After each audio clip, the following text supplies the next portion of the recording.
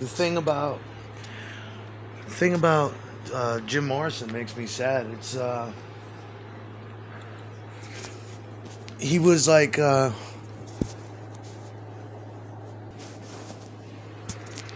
them guys, but I feel bad for Jim Morrison because I just do. Everything is not like it seems. You know,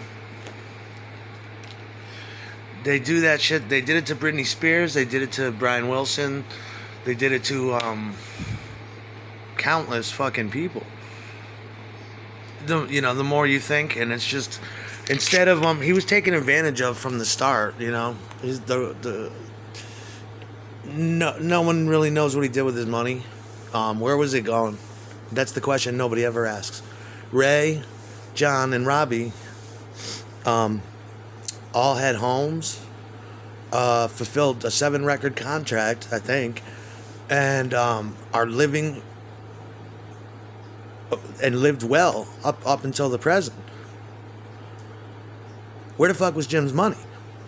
Jim preferred to stay at hotels, stay out drinking with his friends all fucking night to avoid coming back to the Mutual spot on Love Street or wherever they were married at the time.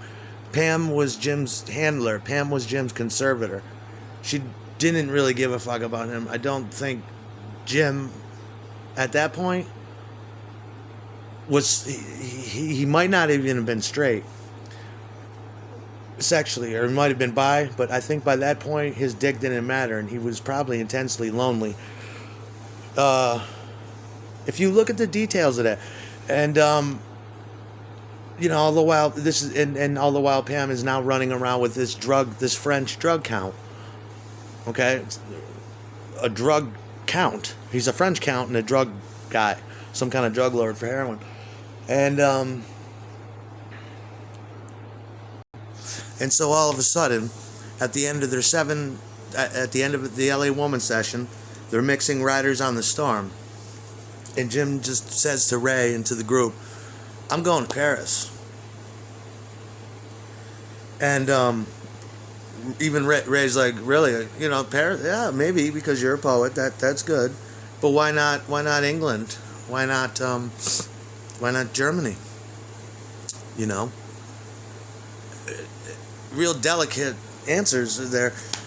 And so Jim goes over to Paris. He's over there and he spends most of the time in the park writing.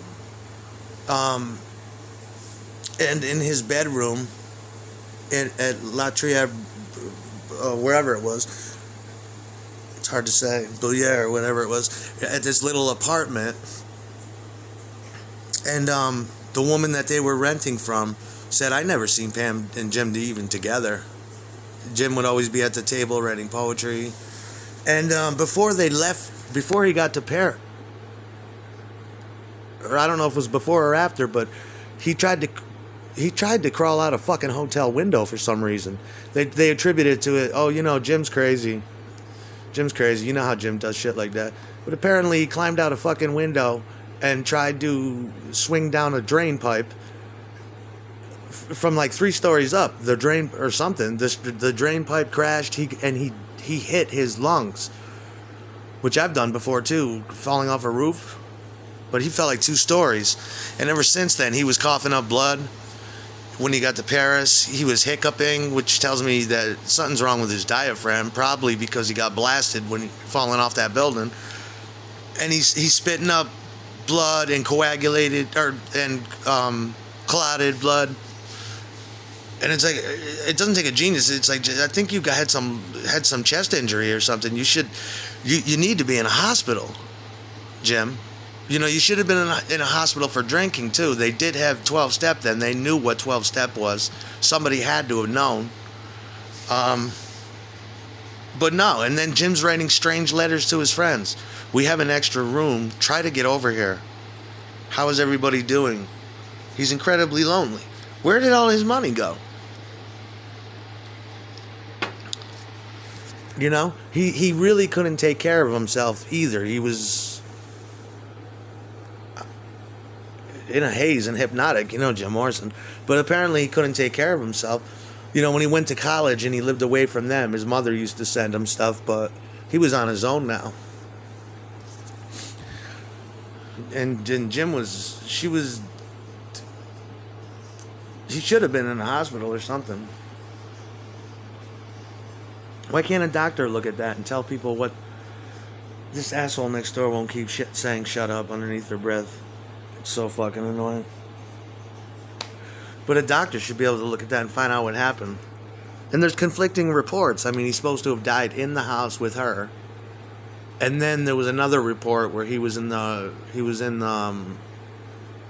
forget the name of the place. He was in a hotel, a bar, doing heroin knowingly. Or, and the other story that he was with her in there and he unknowingly snorted heroin thinking it was coke. And then he willingly snorted it. Either way. What the fuck is that? No one was, and Jim would tell people, my parents are dead. I think someone took a hold of his finances and why'd they end up in Paris? I mean, she's dating, a French drug lord. That's kind of weird. And so she went over there with his clique. I think Jim Morrison was eaten alive by a drug pack, and they took conservatorship of him, and they took him, and that's it. And he was there while Pam was fucking the drug count. He was totally fucking isolated. Try to socially isolate Kris Jenner or Kris Kardashian or whatever she calls herself. Try to isolate her from society. Impossible. First you have to get through her fucking manicurist. First you have to get through her makeup artist. There's too many people to eat. Just like Elvis did. He bought his crew as armor to surround his dynasty, if you will. Elvis only answered to one motherfucker, and that was the colonel. And the colonel was basically the government. Elvis always kept himself three steps away. My handler, then the government. No one's going to get up above me. No one's going to get up above me and hold me down. Elvis made sure of that. Elvis made sure people came to wash his hair. It wasn't because he was lazy. It's just to, you have to employ people as power. Jim was too young and too stoned or whatever to be thinking like that. Brian Wilson eaten alive after his father left. It only took a matter of minutes till Eugene Landy found him. And Brian had brothers too. But somehow, man, these are hungry piranha. Ooh, Millie, I got you, Brian Wilson. Through his wife. They will eat you up. There's a good I've seen it on here. It's like it's this movie. Every time I watch it too, and this is the third time I watched this movie about Jim, where it's just fucking dark. It's a cool movie. It's real chill, but it's depressing and dark. And they're hitting all these, and it's like somebody in the comments said, "This is true," and it's like, yeah, it's totally true. I'm just now starting to put it together. Really, I mean, after all these years, but yeah, and I mean, and they did mention something too about, real briefly, about all these massive advances of money Jim was taking out. Which he wasn't. She was. Jim lived in a fucking hotel. Pretty much. And then by the time he died, he had nada. Whatever he had left, well, his parents seized it and took control of the legacy, and built it back up. But she sold everything he had that was left for junk.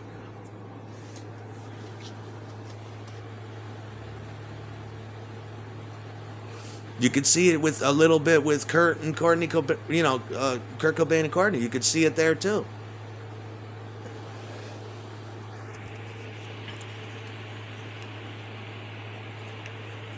But sounds like he was just straight up using him.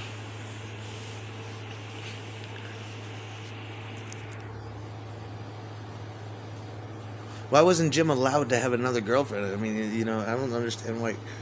Even the people that lived around them, like in Laurel Canyon and shit, even said that, you know, we never seen fucking Jim and Pam, you know?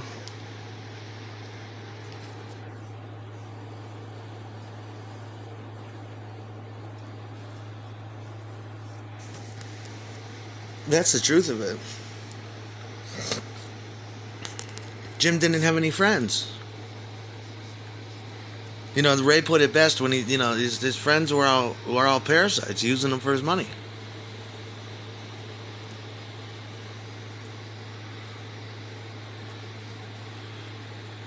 See, the truth of it is that, you know, the Doors didn't know what the fuck Jim did towards the end. They're like, we don't know what he does. I don't fucking know. We make the record, that's it.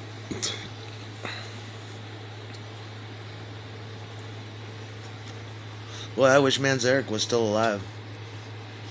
But yeah, you know, they get eaten. All these people. Got to the point with Brian Wilson where he had to ask to eat food. Of course he lost all that fucking weight. He was being so fucking neglected.